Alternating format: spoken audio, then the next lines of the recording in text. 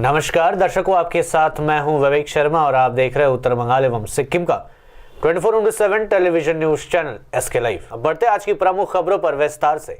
दार्जिलिंग जिला तृणमूल कांग्रेस अध्यक्ष रंजन सरकार की ओर से नॉर्थ बंगाल मेडिकल कॉलेज के डॉक्टरों के उत्साह में वृद्धि हेतु सभी को सम्मानित किया गया। इस दौरान डॉक्टर व पुलिस कर्मियों पर फूल छींटे गए। साथ ही उत्तरबंग मेडिकल कॉलेज के डॉक्टरों को मास्क, सैनिटाइजर व अन्य सामग्रियां प्रदान किया गया। जिला अध्यक्ष रंजन सरकार ने इस दौरान अस्पताल के प्रिंसिपल के साथ व अन्य अधिकारी मौजूद रहे थे। इस बारे में अधिक जानकारी दार्जिलिंग जिला तृणमूल कांग्रेस के अध्यक्ष रंजन सरकार ने दी है।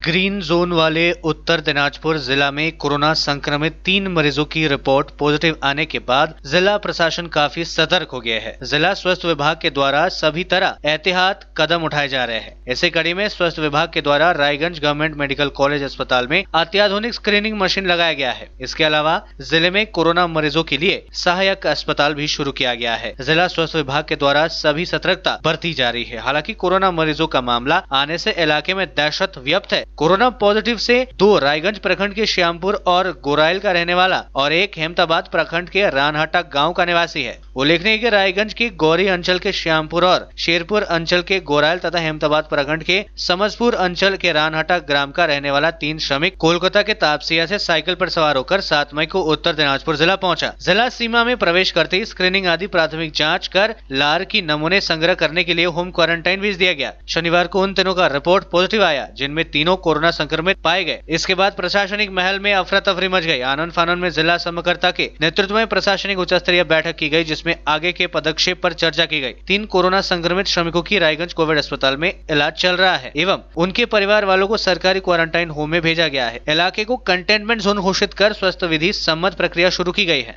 এটাতে চিপসের মাধ্যমে টেস্ট হবে। প্রতিদিন একটা মেশিনে 15 থেকে 20টা টেস্ট অতি অবশ্যই হবে। আমার দুটোতে অ্যাভারেজ 30 থেকে 35টা টেস্ট প্রতিদিন হবে। তবে এটা স্ক্রিনিং টেস্ট, যারা নেগেটিভ হবে সেটাকে আর ফার্দার টেস্ট কনফার্ম করার দরকার নেই। কিন্তু যারা মনে করুন পজিটিভ হচ্ছে ট্রুনেটের মাধ্যমে, তাহলে কিন্তু তাকে RT-PCR টেস্টের মাধ্যমে আবার কনফার্ম করতে হবে। এটা আমাদের ক্ষেত্রে খুবই সুখবর। অতএব যে ক্ষেত্রে পেশেন্ট ভর্তি আছে হসপিটালে পজিটিভ মনে হয় বা যেটা মনে করো আইসোলেশনে আছে, সেখানে আমরা টেস্ট করে যদি নেগেটিভ পাই তাহলে কিন্তু তাকে আমরা ডিসচার্জও করতে পারবো। भाजपा जिलाध्यक्ष गिरफ्तार। किसानों को पेंशन दिए जाने की मांग में ज्ञापन देने जाने के दौरान हुई गिरफ्तारी। DYFI नेता भी गिरफ्तार। लॉकडाउन के बीच सोमवार को विभिन्न मांगों को लेकर जिलाधिकारी को ज्ञापन देने जा रहे जलपाईगुड़ी जिला भाजपा अध्यक्ष बापी गोस्वामी को पुलिस ने गिरफ्तार कर लिया। वे आज किसानों को पेंशन दिए जाने की मांग को लेकर ज्ञापन देने जिलाधिकारी कार्यालय जा रहे थे। दूसरी ओर आज लॉकडाउन के कारण दूसरे राज्य में फंसे श्रमिकों की वापसी की मांग को लेकर ज्ञापन देने जा रहे DYFI नेता को भी पुलिस ने गिरफ्तार कर लिया। इन दोनों घटना को लेकर जलपाईगुड़ी जिले में व्यापक तनाव देखा गया। जानकारी के अनुसार सोमवार को जलपाईगुड़ी में 2 अलग अलग अभियान के तहत भाजपा एवं DYFI के कुल 10 नेताओं को गिरफ्तार किया गया। भाजपा के जलपाईगुड़ी जिलाध्यक्ष बापी गोस्वामी ने बताया कि वे आज किसानों को पेंशन दिए जाने की मांग एवं राशन में भ्रष्टाचार समेत विभिन्न मांगों को लेकर अपने 7 समर्थकों के साथ जलपाईगुड़ी जिला शासक कार्यालय जा रहे थे। रास्ते में PWD मोड़ में पुलिस ने उन्हें गिरफ्तार कर लिया। उन्होंने कहा कि भाजपा गरीबों के कल्याण के लिए आंदोलन जारी रखेगा। दूसरी ओर DYFI के जलपाईगुड़ी जिलाध्यक्ष प्रदीप डे ने बताया कि वे सभी दूसरे राज्यों के श्रमिकों को वापस बंगाल बुलाए जाने समेत विभिन्न मांगों को लेकर ज्ञापन देने जिलाधिकारी कार्यालय जा रहे थे, तभी रास्ते में पुलिस ने उन्हें गिरफ्तार कर लिया। दीदी भाई राज्य কোনো আইন আছে? লকডাউন শুধু বিজেপির ক্ষেত্রেই আছে, অন্য কোনো ক্ষেত্রে নেই। জরুরি অবস্থা বাংলা চালু করছেন তিনি বিজেপির সম্মানীয় MP, সম্মানীয় MLA, সম্মানীয় জেলার কার্যকর্তা কর্মী সবার জন্য। মানুষ দেখছেন পুলিশ নিরপেক্ষতা হোক, সব ভালো লাগে। আমার তো মনে হচ্ছে কি জলপাইগুড়িতে কি এমার্জেন্সি হয়েছে চালু, সে এরকম বলে ডিএমকে একটা চিঠি ডকেট করতে গিয়ে তাকে ডিএম থেকে অ্যারেস্ট করে নিয়ে এসে আমাদের 3 জন যুব কমরেডকে। আমরা তো কিছু বুঝতেছি না যে কী হচ্ছে নাকি জলপাইগুড়ি প্রশাসনে। যা কিছু তো করা যায়, এর আমরা ধিক্কার হচ্ছে প্রতিবাদ আমরা জানাচ্ছি আমার রিয়া পক্ষ থেকে। लॉकडाउन के बीच मालदा में 2 गुटों में टकराव, चिकित्सक के घर में तोड़फोड़। पश्चिम बंगाल के मालदा जिले में लॉकडाउन के बीच लोगों के जमावड़े का विरोध करने पर बदमाशों द्वारा स्थानीय एक चिकित्सक के घर में तोड़फोड़ व लूटपाट करने का सनसनीखेज मामला सामने आया है।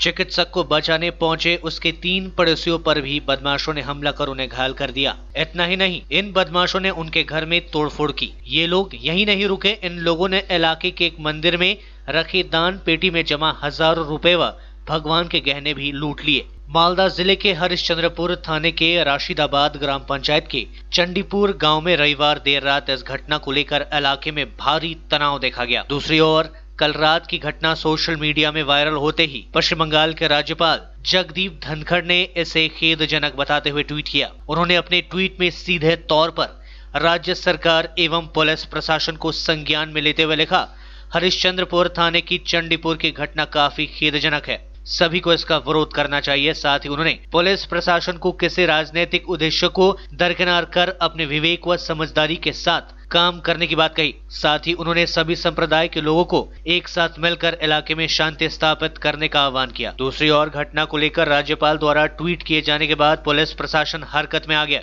सोमवार सुबह काफी संख्या में पुलिस और प्रशासन के अधिकारी मौके पर पहुंचकर हालातों का जायजा लिया। पुलिस की ओर से इलाके में गश्त बढ़ा दी गई है। इस बीच घटना से जुड़े रहने के आरोप में 4 लोगों को गिरफ्तार किया गया है। कल इस हमले में 3 लोग घायल हुए थे। চণ্ডীপুরে গত শনিবারেই হচ্ছে আমাদের ঘটনাটা প্রায় সূত্রপাত ধরতে গেলে শুক্রবার রাত্রিতে হচ্ছে আমাদের পার্শ্ববর্তী গ্রাম মানকিবাড়ি, সেখানে করোনা পজিটিভ পাওয়া গেছে। ওরা আজমির ফেরত এসেছিল, তো আমরা পজিটিভ খবর ওইরকম একটা ছড়িয়ে গেছে, মানে পজিটিভ খবর অ্যাকচুয়াল পেয়েছি আমরা। তো আমরা পজিটিভ খবর পাওয়ার পরে আমরা কী করলাম যে আমরা লোকাল স্থানীয় ছেলেপেলা স্থানীয় সবাই মিলে আমরা উদ্যোগ নিই আমাদের আমাদের রাস্তাগুলো আছে, আমরা রাস্তাগুলো ব্লক করে দেবো, সাময়িকভাবে ব্লক করে দেবো, তাহলে কী হবে লোকের আসা যাওয়াটা কম হবে। এই নিয়ে আমরা ব্লক করে দিলাম। তো আমরা আমাদের চণ্ডীপুরের মানে 3 দিকের যে রাস্তাটা ঢোকার মুখটা সেদিকটা বন্ধ করে দিলাম।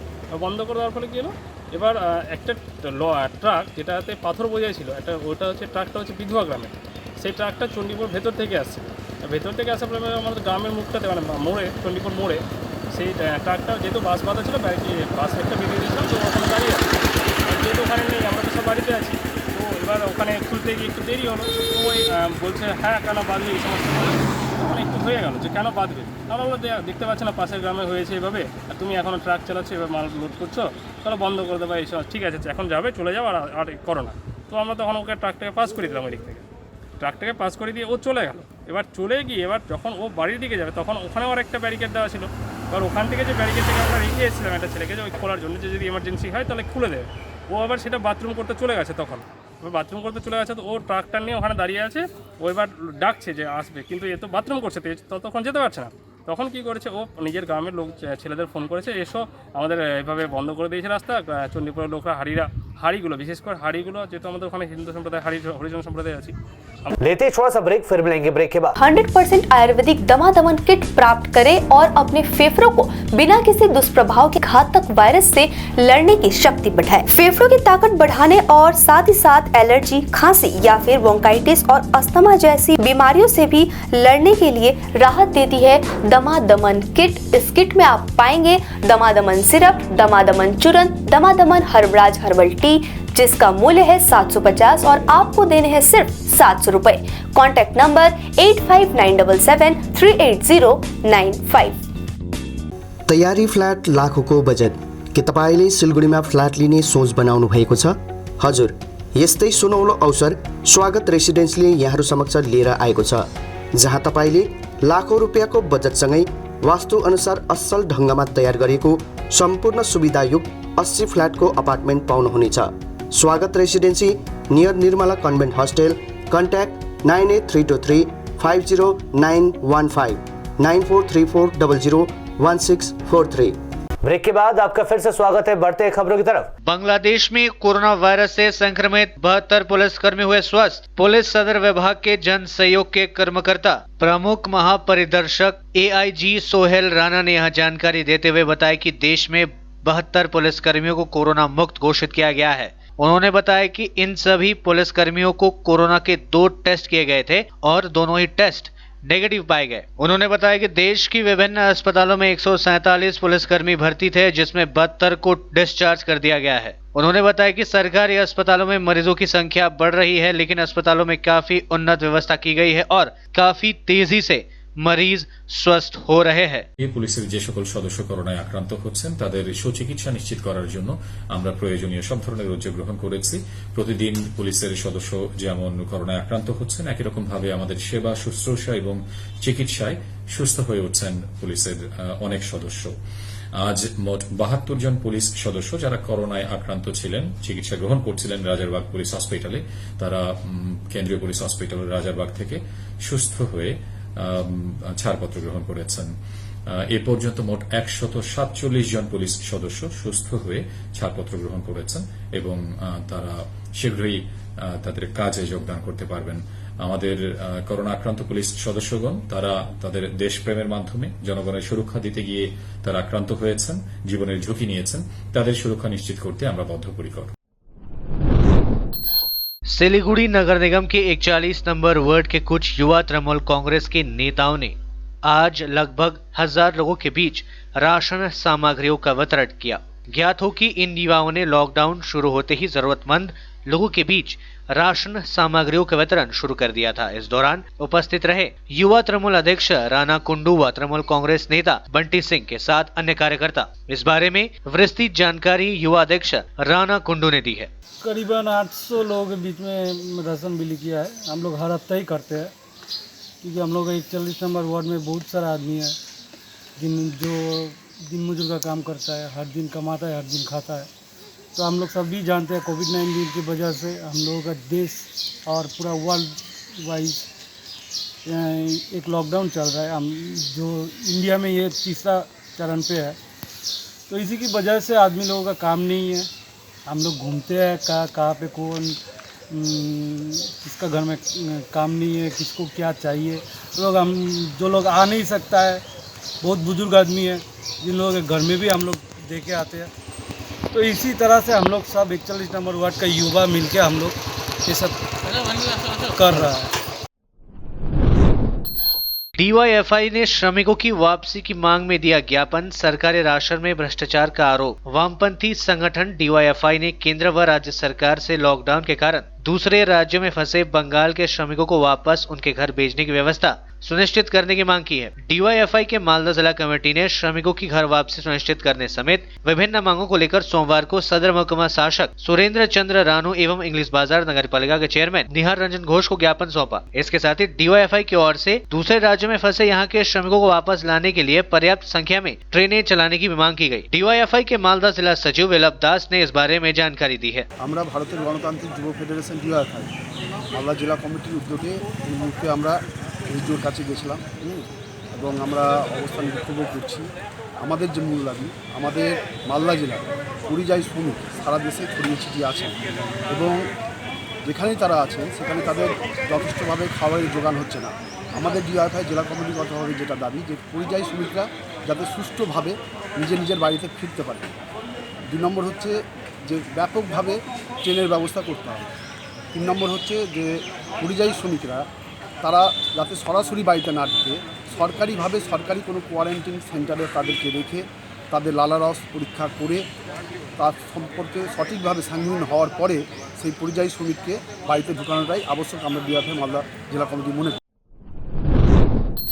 दमकल की मदद से सार्वजनिक स्थलों को किया जा रहा है सैनिटाइज। कोरोना वायरस के बढ़ते संक्रमण के मद्देनजर उत्तर दिनाजपुर जिले के कालियागंज शहर में दमकल की मदद से सार्वजनिक स्थानों को सैनिटाइज किया जा रहा है। जिला पुलिस एवं कालियागंज नगर पालिका की पहल पर शहर के महत्वपूर्ण स्थानों, सरकारी दफ्तर एवं अन्य सार्वजनिक स्थलों में कीटनाशक दवाओं का छिड़काव किया जा रहा है। कालियागंज नगर पालिका के चेयरमैन कार्तिक चंद्रपाल की उपस्थिति में आज इन स्थानों को सैनिटाइज किया गया। गौरतलब है कि कोरोना वायरस को लेकर देश भर में लॉकडाउन जारी है। हालांकि बाजारों में खरीदारी के लिए काफी संख्या में लोग पहुंच रहे हैं। ऐसे में वहाँ कोरोना वायरस के संक्रमण के फैलने की संभावनाओं के मद्देनजर इन इलाकों को सैनिटाइज किया जा रहा है। आज नगर पालिका चेयरमैन कार्तिक चंद्रपाल की उपस्थिति में शहर के नेताजी सुभाष चंद्र रोड, तारा बाजार, महेंद्रगंज बाजार व अस्पताल पाड़ा के सड़कों को दमकल की मदद से सैनिटाइज किया गया।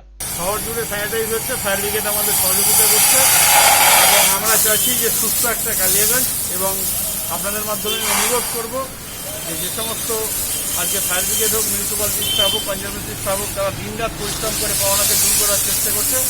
তাদের জন্য সবাই ভগবানের কাছে প্রে করবেন যাতে এরা সবাই সুস্থ থাকে এবং আমাদেরকেও যেন সুস্থ রাখতে পারে। এবং এরাও মানুষ, যেভাবে মানবিক কাজ করছে কালিয়াগঞ্জ পৌরসভার তরফ থেকে আমি সর্বস্তরের ফায়ার ব্রিগেড কর্মী, পৌরসভার যারা সাফাই কর্মী রয়েছে, পুলিশ প্রশাসন থেকে শুরু করে হেলথ থেকে শুরু করে যারাই বিভিন্ন কাজে জড়িত আছেন, আমি সবাইকেই পুলিশ জানাই এবং তাদেরকে সালাম জানাই। পৌরসভার উদ্যোগে যে স্যানিটাইজেশন কাজ করছে আজকে এই চরম মুহূর্তে, এই জিনিসটা খুব কামনা ছিল আমাদের। সেই জন্য আমি পৌরসভাকে সাধুবাদ জানাচ্ছি। পৌরসভার এই স্যানিটাইজেশন করাটা খুব একান্ত দরকার ছিল। বিভিন্ন লোক এই প্রান্ত থেকে ওই প্রান্তে যাচ্ছে, এই স্যানিটাইজারের মাধ্যমে জীবাণুনাশক হতে। आज के लिए बस इतना ही और मुझे दीजिए इजाजत और देखते रहिए एसके लाइव, आपका समय आपकी खबर। धन्यवाद। क्या आपके घर में शादी है, कोई फंक्शन तो होगा, तो उसकी वीडियोग्राफी और फोटोग्राफी तो करवानी है। आज तकनीक दिनों दिन बदल रही है, कहीं गलत हाथों में मत पड़ जाइए। तरीका बदल गया है, आप भी बदलिए। याद रखिए सिडवैप्स ही आधुनिक तकनीकों के साथ अपडेट रहता है और आपके बजट के अनुसार ही वीडियोग्राफी और फोटोग्राफी करते हैं। आप सोच रहे होंगे ये सिडवैप्स क्या है? शादी हो या कोई फंक्शन, इन पलों को सजोने के लिए याद रखिए Somani institute of digi vision and productions.